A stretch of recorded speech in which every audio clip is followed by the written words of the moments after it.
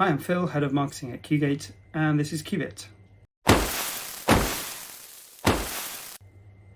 So for the first QBit of 2026, I wanted to look at how Copilot can help campaign planning within Dynamics 365.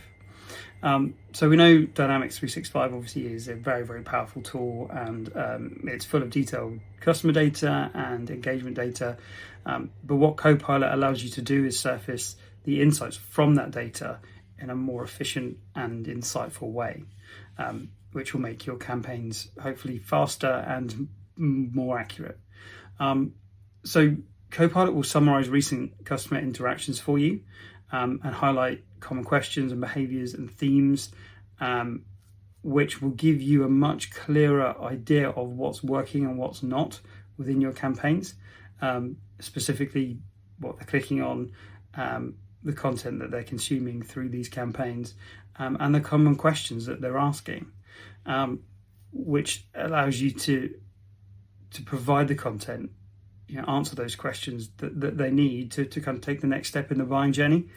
Also, Copilot will analyze the data across the timeline of the campaigns and give you kind of activity patterns, and then offer up suggestions around how to segment your customers based around their behavior or interest.